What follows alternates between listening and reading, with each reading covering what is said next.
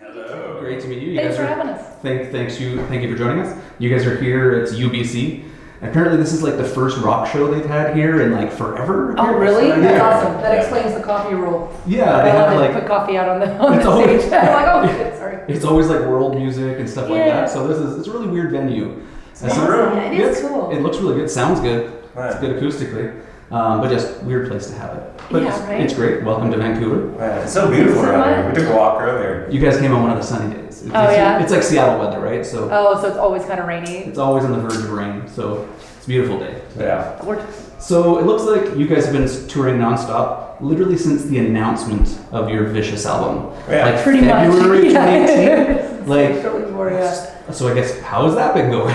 It's been great. It's been kind of a whirlwind. This album cycle has gone by so fast, and just I don't know. I love it, and I love our record, and so it's been fun to see the response to this record in particular. Yeah. And, it's, we don't end until December. we're still not. We're still going. Oh, so you guys are still going for, like, it's like a 2-year run, like Yeah. how it classically was back in the 80s and 90s, Pretty much. It's Well, gonna they used to, early 80s, like AC/DC, put out a record a year. One Yeah. look through it. If you want to see them on that album, you have to go see them. You gotta see it, yeah. Yeah. We're trying to bring that back. Now it's just like, you go, usually it's 3 years. I think we're going to make it a little shorter of this one and try to get some more new music out, but who knows? Yeah, no, that's crazy to be out on the road that long. Has there been any notable, have you guys had any injuries or mishaps that you have had so far that you've had to sort of just suck up and bear with? Mentally, yes. No, I'm kidding. We're getting worse at remembering whether we've been somewhere before or not. We used to be really good at that. So Yeah. this year it's gotten really blurry. Oh, okay. So Yeah, sometimes just, man, I used to be so good at it. And sometimes I'm spot on still, but sometimes, we're in a town and I'm like, we've been here, yeah. Yeah. And then something like will jog your memory, like halfway through the day, you'll see this like old chair in the corner, like, oh, we were here, something that like, Yeah, I don't yeah. know why. That's pretty cool. Yeah, I guess I imagine it's just day in, day out, next gig. Pretty much, yeah. It's crazy. So anything notable on this tour that you remember? Like maybe what was your most notable show that you've played? On this particular run, Yeah. This album cycle, we had our biggest headline show ever. And where was that? Minneapolis. Oh, cool. Yeah, there was like 8,000 people out. It's great. that's And we're heading to UK in November. Well, we're going there for a festival in June. yeah. Then we're gonna go headline arenas over there, which would be fun. Be That's the first pretty time doing that. Yeah, It'd be cool. it's been fun. It feels like it's leveled up in a way that even we didn't really think was going to happen for us, which is awesome. And I talk about this stuff all the time. There's a difference between believing that you're capable of things happening with your band, like you totally believe that you're capable of doing Yeah. it, but then things actually in reality happening, it blows my mind. So we have a lot of those moments with each other, just like, man, guys, we're a real band. We're really doing this. It's amazing. So yeah. It's amazing to see, well deserved. Your music's great. You guys, your performances, I've only managed to see you a couple times live, but it's been both times just hard into it the whole time. You know what I mean? Never calling it in. So. Oh yeah. No, Yeah. We have a hard time not doing 110. But you should see us on time with time off, because time off is ridiculous, because we'll have maybe 10 days off in between tours. Yeah. So most of that is trying to recover, from just okay, we're on the road, but you also don't know what to do with yourself. Yeah. You're what's going on? And so what is normal? This is normal. Now you go home and that's like vacation. Yeah. It takes you time. It takes you a week just to do what's happening next. Where's the next thing? Where's my schedule? Yeah. So I guess that kind of leads to the next thing, outside of practicing, promoting yourselves, and granting weird guys like me interviews. What do you guys do in your spare time, on the road, to occupy your time? Not music related. He and I go fishing. Yeah, we go fishing. Oh, really? As much as we can. Nice. Try to call a local guide or something, take us around. Yeah. There's this one time we're like, let's go to Montana. It'll be really relaxing. And this guy, and we're like, oh, let's get taught how to fly fish. It was the most non-relaxing thing, because you're in a river, so it's white water, and you're trying to constantly get these fish. It was amazing. It looks relaxing in a photo. It looks relaxing in a photo, but in real life. It would be more relaxing walking along the shore. We're gonna do that when we get to the Dakotas when we Nice. coming up. I just bought my first fly rod. That's pretty So cool. kind of learning. It's awesome. We have a few buddies that do it, and they say it's super relaxing. But then I watch them in all their gear, and they hike down some crazy. It's too much chaos for me. So a colleague of mine, actually, a specific question for you. She wanted to know what you do about your vocal health and what you do to your routine for keeping your vocals like optimal. I talk a lot about keeping it at 0. So as in respecting your time off and respecting your time to recover. Something we've done differently on this album cycle is that we've stopped doing like 6 nights a week. You know, we've reined it in a little bit. Because even athletes don't do that, and so you realize after a little bit of time, don't overwork yourself. But a lot of it is like really simple, as in like today, like woke up like la, okay, everything's there. I don't have to warm up for an hour. It's still singing. You know, so it's all a grand balance. It's it's kind of it's what you eat. It's if you're tired, stop talking, get enough rest. Don't stay out till 4 a.m. every night, that kind of stuff. It's all those weird things that are the hardest things, the very simplistic situations. But, I check my range every day and make sure I know what's like 100% and what maybe needs to be like rattled out a little bit. Okay. Yeah. So respect the instrument. Pretty much, yeah. Which is the hardest thing to do. The hardest thing is to respect yourself. I imagine that, and then being on the road, everybody's trying to pull you in 20 different directions. Absolutely. So, you have to kind of... Hangs out with my drunk ass too much. Always up to no good, a little gravelly the next day. Always, you're a bad influence. Or good influence, depends on how you look That at it. is true. Yeah. So if you guys weren't musicians, what would you be doing right now? I don't even know. I've been in this band longer than I haven't been in this band. I've been in this band since I was 13, so that's crazy. 21 years. I'd be in the music business doing something. Yeah. Passion for music regardless. Yeah, like that was my, once I got the bug. Now, let's level this up.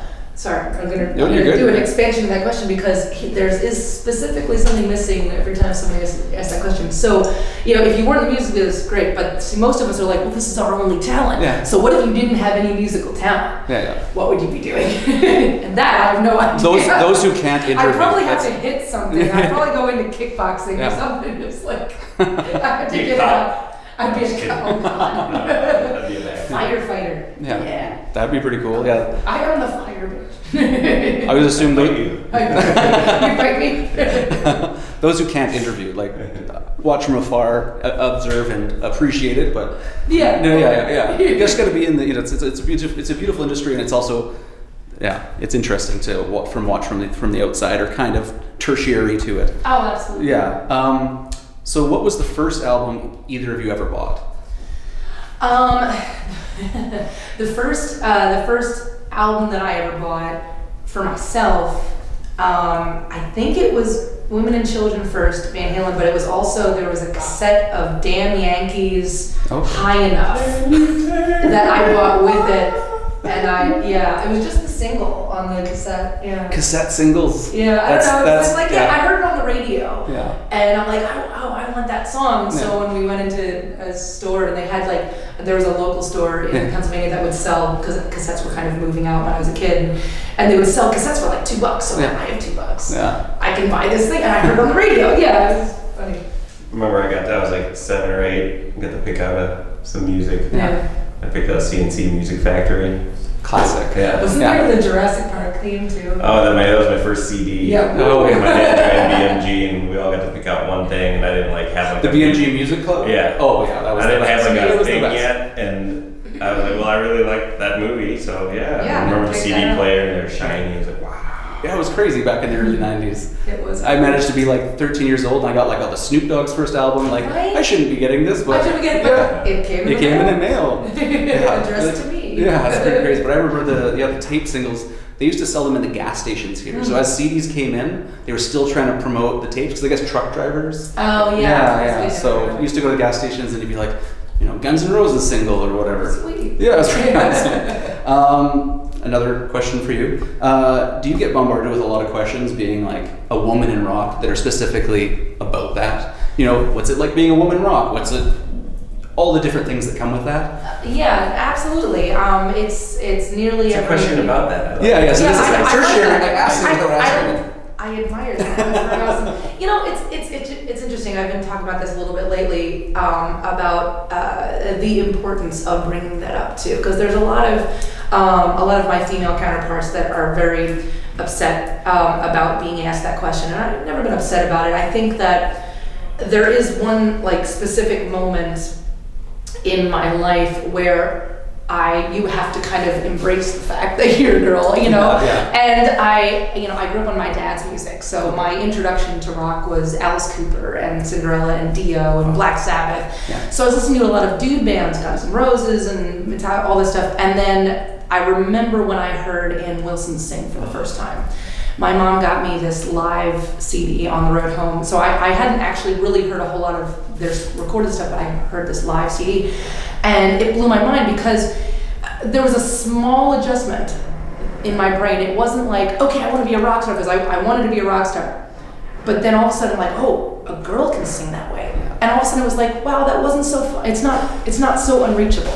You know, so I think that it's important to bring up. To bring up and talk about. Because some girls are like, oh no, it's great, and I love rock music, but who's doing something that I want to do? Who sounds like something that I want to sound like, and who is in, you know, my gender, so. Makes sense. I just figured, like, I would imagine like a lot of, you know, people would just be coming up and be like, what's it like being a woman in rock? And I would imagine over time that get maybe almost, you know, repetitively annoying. What's it like not thinking of a good question? Well, and a lot of times, it does spur things, you know, it does spur other questions, and it, you know, it is, you know, a thing. I mean, you can't so you can't get past it. It's a fact.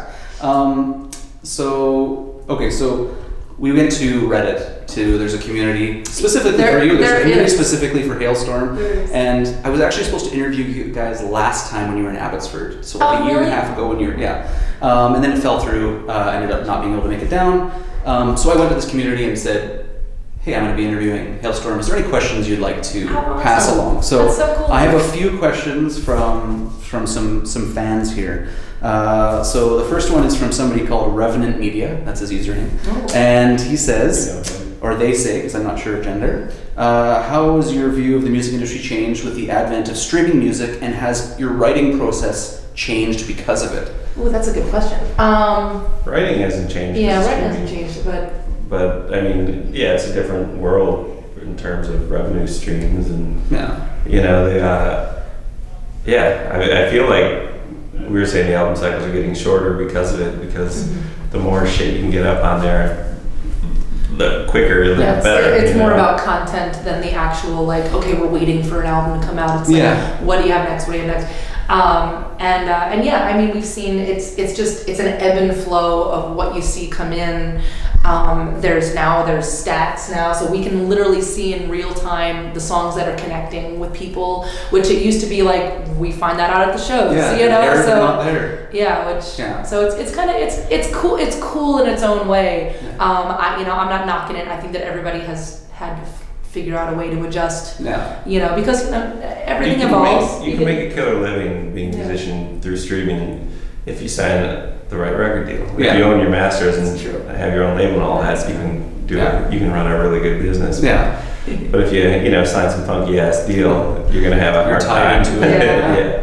Like that's crazy. Like, be careful, kids. Always read the bottom line. It seems like just from the observer from the outside, it used to be that you made music, and that's the albums is where you made most money, and then touring was just a byproduct of kind of encouraging people to come out. But now with Spotify and stuff, the music's almost like you're advertising. Absolutely. And then the shows are where you probably make a good portion of your money. That's exactly where we're at, and thankfully we love touring. You know, but that is where we make the bulk of what we do, and this is how we make that connection. So very cool. All right, so we got another one here. This one's from Marked D. Maddock. Is it any way awkward writing, performing overtly sexual songs with your brother in the band? You know, to be completely honest, we don't even think about it. Like, it's just music. It's interesting because you know, it's a fleeting thought every time somebody brings that up, and it's like we just don't even discuss it. We don't think about it. In the same aspect as if it was the reverse, if he was writing the lyrics. You know, it's just what you're saying. It's a song. It's what you're saying. It's like you're not going to speak your truth just because your brother's in the band or whatever you want. You know, it's like It's not going to shelter Plus, it. has to nothing be to do with it, completely yeah. honest, like I think it's just because of how little bro and I were raised. I mean, we were raised on, Van Halen, who have, You can't go past the 80s they're or 90s related without having to, one. and it's like, Yeah. what? You're gonna be singing, you're gonna be singing some You sing what you background that's think, or talking you- about sex as it happens, Exactly. yeah. You write what you're thinking about. Yeah. And that's, Plus, I think it takes with the three guys, and I know it's a different situation being viewed as a female doing that, and in a lot of ways I like that and I use that as a weapon. But with my three allies here, like just for some reason they trust me with words. yeah. Not quite sure why, but but for better or worse, yeah. Very cool. So. There's actually a few people that asked similar questions to that, but that one was the most eloquently put. All right, so one. That's hilarious. I love it for that. Yeah, because they kind of some people. Sometimes. It doesn't. I'm not going to say that. I'm not going to ask Well, them. the best is when somebody asks about our song "Do Not Disturb," Yeah. but that they were just like asked by their boss to say it, so they get really red as they're asking me about it, and then I'm just gonna tell them the truth. So but like they just get all squirmy, and I'm like, it's okay. It's just words. It's fine. It's just Yeah. it's just a song. People are hilarious. One more from a fan here. Bleary Line 7 is their name. Which music video was the most fun to film? Ooh. This last one for Vicious was a lot of fun for me because I got to do some stunts and throw grown men over my shoulders, which was awesome.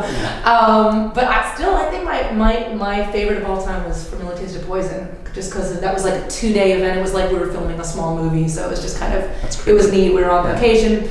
I did have to, freeze my ass off in the fountain because there was no, it was No heaters. cold. Yeah, I was either acting dead or about to be dead. Yeah. But I did get to experience a body bag, which not many people really get to experience that unless there's an accident Unless or they're- you're into something that's not yeah. something you don't usually see. Yeah. Yeah. You don't experience body bags. No. Yeah. They experience you. Yeah. That's true. That's a good line. Yeah. Yeah. Good Put that one, in the Joe. old memory box. Some blabbermouth around that one. Joe Hottinger says. So I only have 2 more questions for you, and they're super easy. For both of you, are there any lesser known artists or under the radar artists that you're into or inspired from right now that people should check out? It doesn't have to be music, writers, painters. Dude, absolutely. We were just talking about the Item A kids. Hey, we love Item A.